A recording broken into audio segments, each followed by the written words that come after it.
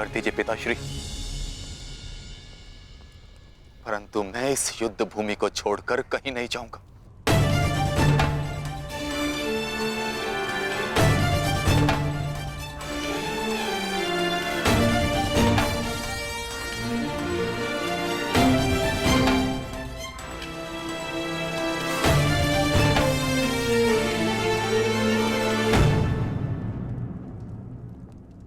तो ठीक है पुत्र, मैं तुम्हारी इच्छा का मान रखता हूं और आशा करता हूं कि नर्क से दूर रहने की शक्ति तुम्हारे पिंडदान में हो। आज केवल तुम्हारे कारण मुझे संपूर्णता से धर्म का त्याग करना होगा। एक पुत्र पिता के लिए बल होता है, परंतु आज तुम मेरे लिए निर्बलता सिद्ध है। और आप भी सुन लीजिए युवराज, यदि मैंने अपने संपूर्ण जीवन काल में पुण्य किया है तो उन समस्त पुण्यों का मैं कवच निर्मित करता हूं।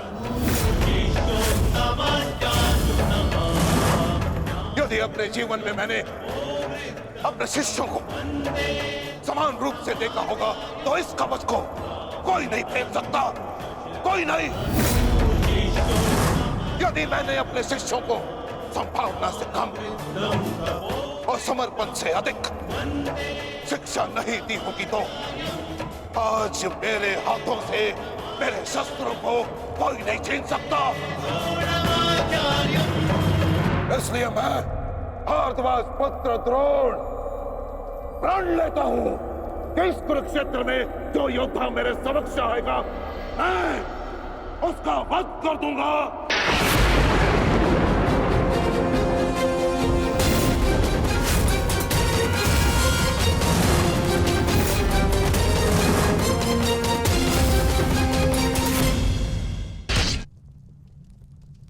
आचार्य द्रोण का वध करना सरल नहीं। परशुराम के दिए गए उनके पास ऐसे कई अस्त्र हैं जिनका हमें अनुमान तक भी नहीं। मेरे पुत्र का जन्म केवल द्रोण के वध के लिए हुआ है। मुझे पूर्ण विश्वास है कि मेरा पुत्र अपने जीवन के इस उद्देश्य में अवश्य सफल होगा।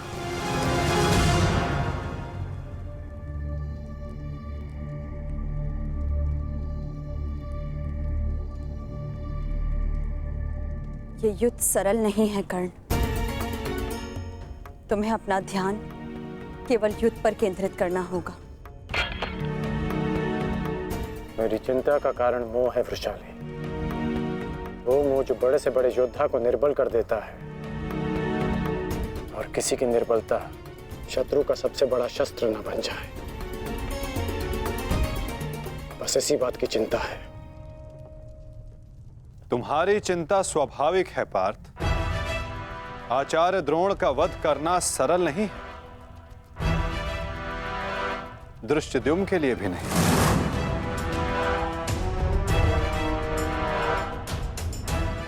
तो क्या कोई व्यू नहीं जो हम आचार्य द्रोण के विरुद्ध उपयोग कर सके? मैंने कहा कि आचार्य द्रोण का वध करना सरल नहीं। मैंने ये नहीं कहा कि ऐसा करना असंभव है।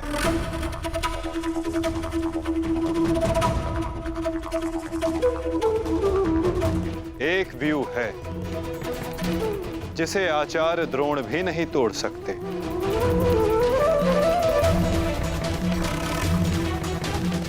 पुत्र मोह व्यू। आचार्य द्रोण को परास्त करने का केवल एक ही अस्त्र है, अश्वत्थामा।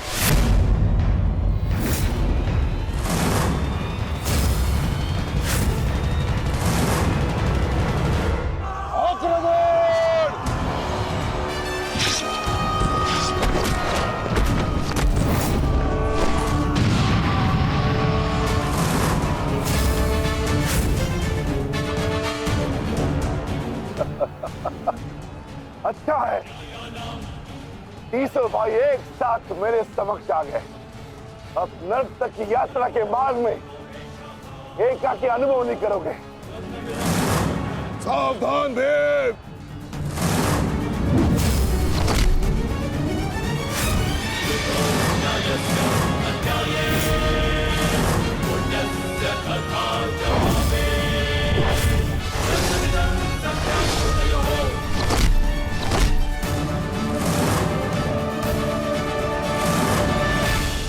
आज मैं हस्तिनापुर नरेश महाराज धृतराष्ट्र के सभी पुत्रों का कवच हूं।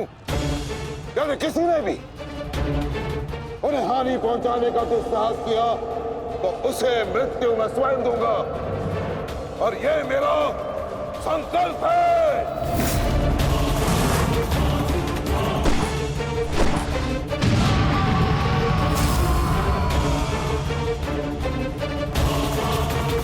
माधव, अश्वत्थामा को घेरने की योजना क्या है?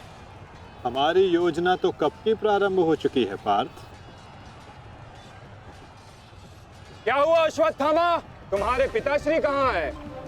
कहीं अपने काल को आता देख, कहीं छिप तो नहीं गए? धृष्टद्युम्न! ना आचार्य द्रोण किसी से भयभीत है और ना ही उनका पुत्र।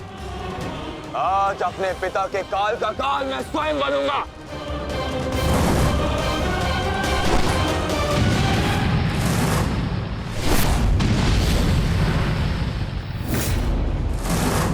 बस इतना ही सीखा है अपने पिता से? आओ अश्वत्थामा, आज मैं तुम्हें जीवन का पाठ पढ़ाता हूँ। भाग कहाँ रहे हो कायर? साहस है तो द्वंद्व करो। सारथी, पीछा करो।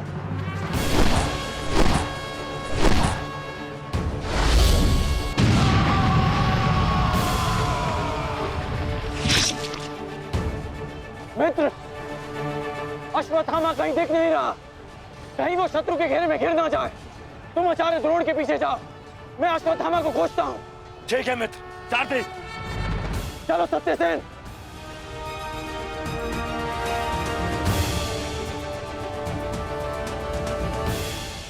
तुम मेरे पिताश्री के काल हो, मेरे नहीं। परंतु आज मैं तुम्हारा काल बनकर आया हूं। सावधान!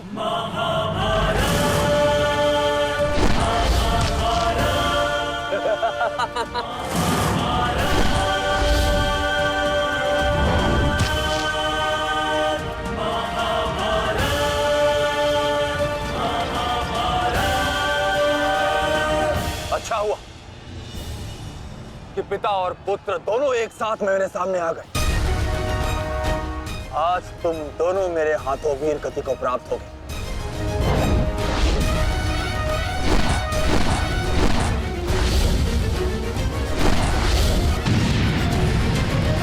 गुरुदेव, आज तो आपने भीम से अश्वत्थामा को बचा लिया था, किंतु कब तक? अब चाहे हमारा वध कर दो, किंतु हमने भी आज संकल्प लिया है कि मृत्यु दोनों पक्षों में होगी।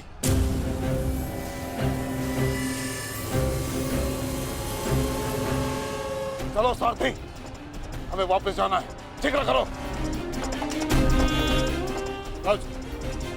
अश्वत्थामा का है? अश्वत्थामा कहीं दिखाई नहीं दे रहा आचार्य, परंतु कर्ण उसी की खोज में गया है। चलो सारथी।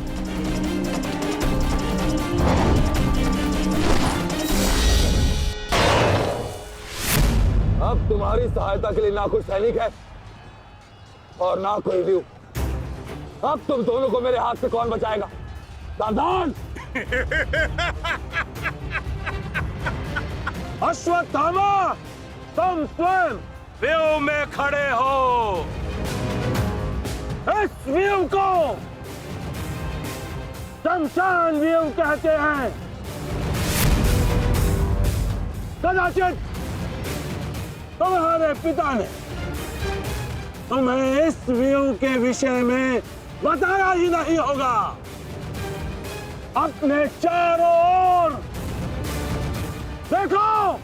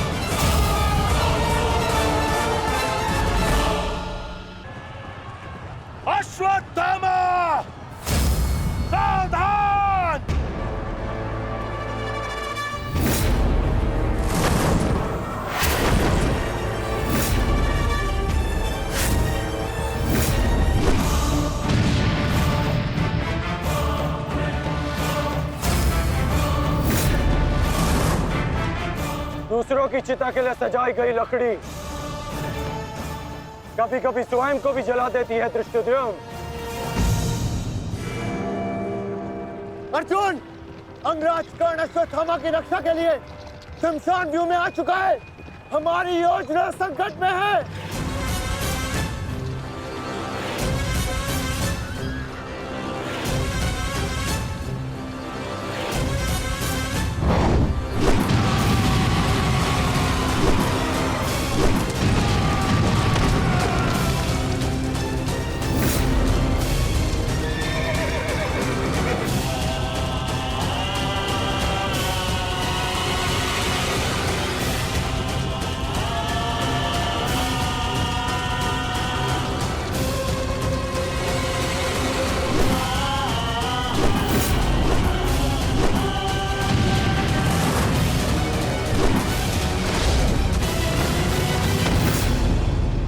अश्वत्थामा!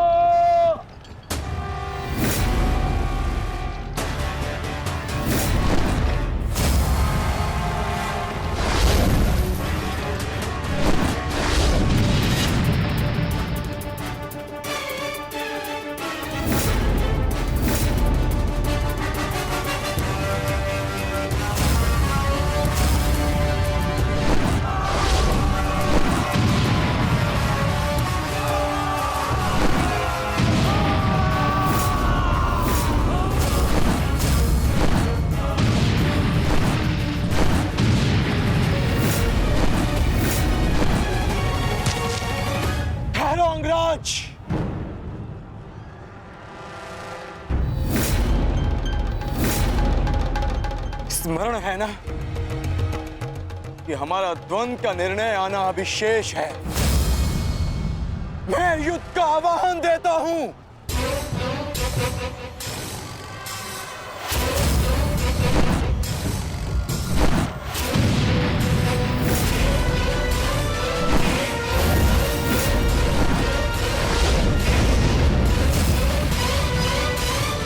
सावधान द्रुपद!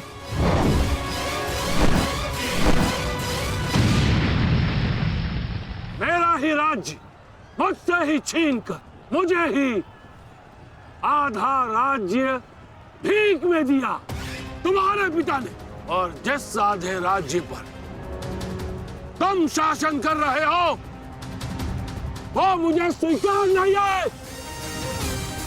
इस अपमान का प्रतिशोध आज अवश्य लेकर रहूंगा।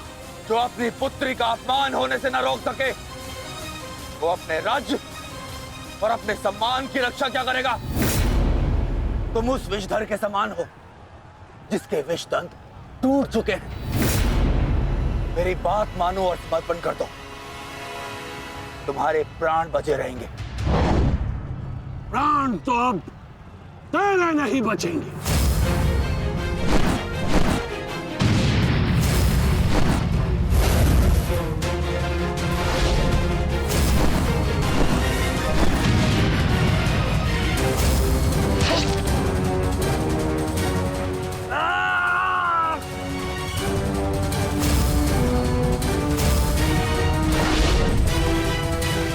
द्रुपद!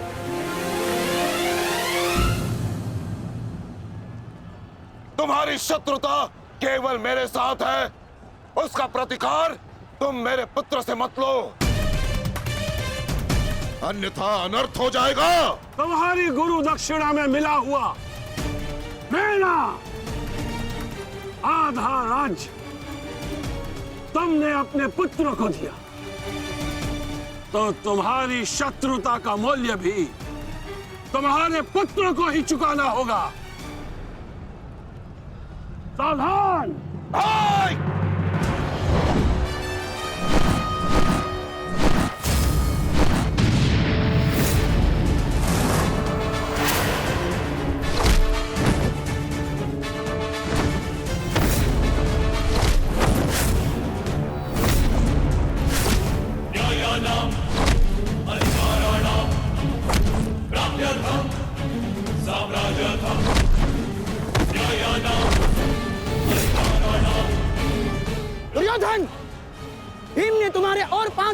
वध कर दिया है और अभी उसकी रक्त पिपासा बुझी नहीं है दुर्योधन। और उस दिशा में देखो, द्रोण द्रुपद नरेश के साथ द्वंद्व में व्यस्त है। अब केवल तुम ही उस भीम को रोक सकते हो दुर्योधन, शीघ्रता करो। तो क्या द्वंद्व बीच पे छोड़कर जाओगे दुर्योधन? उसके लिए उनका अनुज पर्याप्त है। दोस्त, आप जाइए, इनके द्वंद्व की कामना मैं पूर्ण करता हूं।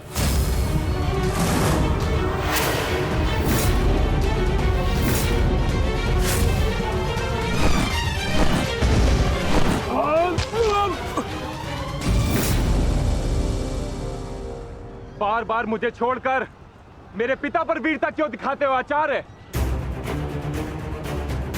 मुझसे द्वंद्व करो, मेरे जीवन का एक ही उद्देश्य है और वो है मेरे हाथों आपका वध। तब तक तुम्हें प्रतीक्षा करनी होगी धृष्टद्युम्न, क्योंकि जब तक द्रोण के हाथों में उसके शस्त्र हैं, स्वयं काल भी उसका वध नहीं कर सकता। और स्मरण रहे धृष्टद्युम्न, तुम्हारे साथ साथ तुम्हारे जीवन का ये उद्देश्य भी उपहास बन के रह जाएगा। शस्त्र त्यागने की क्या आवश्यकता है द्रोण? प्रेम, सम्मान, धर्म तो तुम पहले ही त्याग चुके हो। मेरे पिता तुल्य गुरु और अपने पिता महर्षि भरद्वाज पर तो तुम लांछन भी लगा चुके हो। तुम्हारी आत्मा तो कब की मर चुकी है द्रोण, कब की।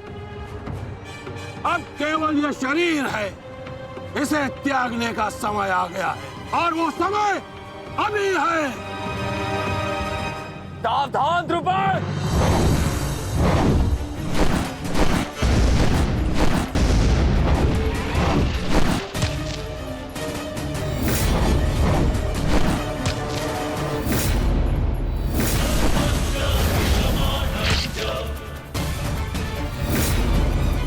अश्वत्थामा,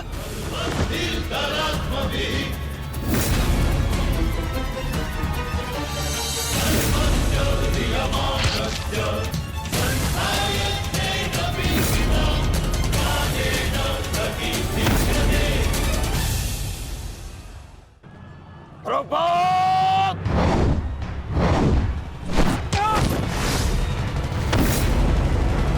पिताश्री!